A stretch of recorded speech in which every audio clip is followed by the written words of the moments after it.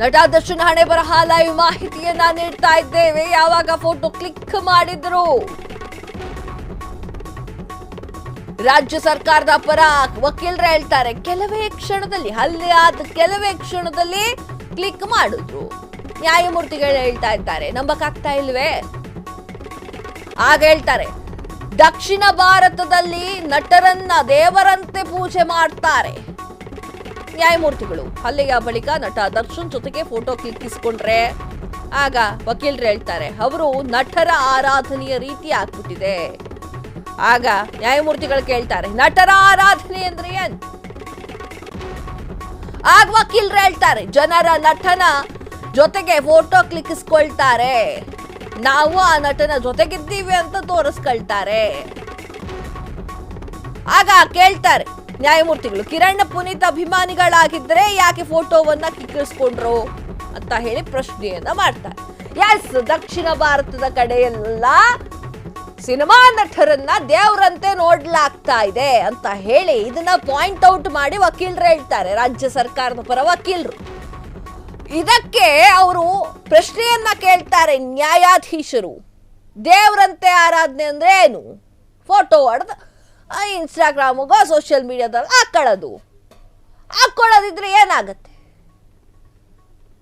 S, ಇನ್ನೊಂದು update ಬರ್ತಾ ಇದೆ. ನಟ ದರ್ಶನ್ ಹಣೆ ಬರಹ ಲೈವ್ ಮಾಹಿತಿಯನ್ನ ನೀಡ್ತಾ ಇದ್ದೆ. ನ್ಯಾಯಮೂರ್ತಿಗಳ ಕೊನೆಯ ಪ್ರಶ್ನೆ ವೀಕ್ಷಕರೇ, ಜಾಮೀನು ಕೊಡುವುದಕ್ಕೆ ಹೈಕೋರ್ಟ್ ಹೇಗೆ ವಿವೇಚನೆ ಪಡಿಸಿದೆ? ಕಿರಣ್ ಮತ್ತು ಪುನೀತ್ ಪ್ರತ್ಯಕ್ಷ ಸಾಕ್ಷಿಗಳ ಹೇಳಿಕೆ ಇದ್ರೂ ಹೇಗೆ ಜಾಮೀನು ಕೊಡ್ತು? ಹಾಗಾದ್ರೆ ಆ ಪ್ರತ್ಯಕ್ಷ ಸಾಕ್ಷಿಗಳ ಹೇಳಿಕೆ ನಂಬಲು ಸಾಧ್ಯವಿಲ್ಲವೇ? ನಟ ದರ್ಶನ್ ಹಣೆ ಬರಹವನ್ನ ಈಗ ಹೇಳ್ತಾ ಇದ್ದೇವೆ. ಏನು ಬೇಕಾದ್ರೂ ಆಗ್ಬಹುದು. ನ್ಯಾಯಮೂರ್ತಿಗಳ ಕೊನೆ ಪ್ರಶ್ನೆ ಗಮನದಲ್ಲಿ ಇಟ್ಕೊಳ್ಳಿ.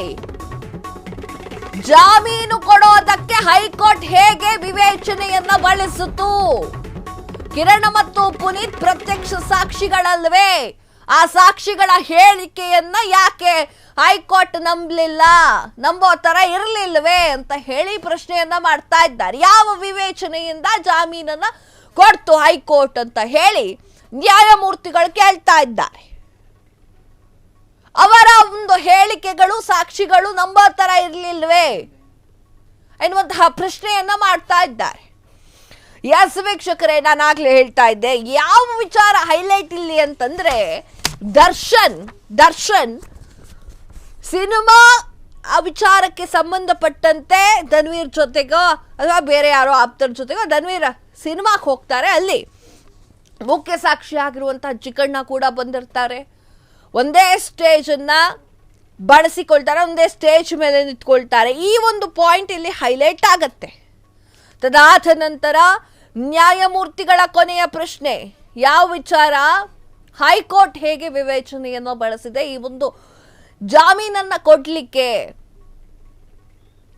ಕಿರಣ್ ಅವರ ಒಂದು ಸಾಕ್ಷಿ ಸುಳ್ಳ ಹಾಗಾದ್ರೆ ಎನ್ನುವಂತೆ ಪ್ರಶ್ನೆಯನ್ನ ಮಾಡಿರುವಂಥದ್ದು. ಏನೋ ಸಿಸಿಟಿವಿ ವಿಚಾರಕ್ಕೆ ಬರೋದಾದ್ರೆ ಸಿಸಿಟಿವಿ ಪರಿಶೀಲಿಸಿದಾಗ ಎಲ್ಲವೂ ಕೂಡ ಬಯಲಾಗಿದೆ ಎನ್ನುವಂತಹ ವಿಚಾರಗಳನ್ನ ಬಾಯ್ಬಿಟ್ಟಿದ್ದಾರೆ ನ್ಯಾಯಮೂರ್ತಿಗಳು. ಅಪಾರ್ಟ್ಮೆಂಟ್ ಅಲ್ಲಿ ಸಿಸಿಟಿವಿ ಹಾಕಲಾಗಿತ್ತೆ ಅನ್ನುವಂತಹ ಪ್ರಶ್ನೆಗೆ ರಾಜ್ಯ ಸರ್ಕಾರದ ಪರ ವಕೀಲರು ಎಂಟ್ರಿ ಪಾಯಿಂಟ್ ನಲ್ಲಿ ಹಲವು ವಾಹನಗಳು ಅನುಮಾನಾಸ್ಪದವಾಗಿ ಓಡಾಡ್ತಾ ಇದ್ದು ಇದರ ಬಗ್ಗೆ ಮಾಹಿತಿ ಸಿಕ್ಕಿದೆ ಅಂತ ಹೇಳ್ತಾರೆ. ರಾಜ್ಯ ಸರ್ಕಾರದ ಪರ ವಕೀಲರು A4 ಮತ್ತು 15, 16, 17 ಆರೋಪಿಗಳು ಪೊಲೀಸ್ ಠಾಣೆಗೆ ಬಂದು ಶರಣಾಗಿದ್ರು ಅಂತ ಹೇಳುವ ಬಗ್ಗೆ ಮಾತನಾಡ್ಕೊಳ್ತಾರೆ. ಹಾಗೆ ಅವರೇನು ಆರೋಪಿಗಳಾಗಿರ್ಲಿಲ್ವಾ ಅಂತ ಹೇಳಿ ನ್ಯಾಯಮೂರ್ತಿಗಳು ಕೇಳ್ತಾರೆ. ರಾಜ್ಯ ಸರ್ಕಾರದ ಪರ ವಕೀಲರು ಅವರು ಆರೋಪಿಗಳು ಅನ್ನುವಂತಹ ವಿಚಾರವನ್ನ ಬಾಯ್ಬಿಡ್ತಾರೆ. ಕ್ಷಣ ಕ್ಷಣದ ಸುದ್ದಿಗಳಿಗಾಗಿ ಫ್ರೀಡಂ ಟಿವಿ ಸಬ್ಸ್ಕ್ರೈಬ್ ಮಾಡಿ, ಲೈಕ್ ಮಾಡಿ ಹಾಗೂ ಫಾಲೋ ಮಾಡಿ. ಹೊಸ ಸುದ್ದಿಗಳ ನೋಟಿಫಿಕೇಶನ್ಗಾಗಿ ಬೆಲ್ ಐಕಾನ್ ಮೇಲೆ ಕ್ಲಿಕ್ ಮಾಡಿ.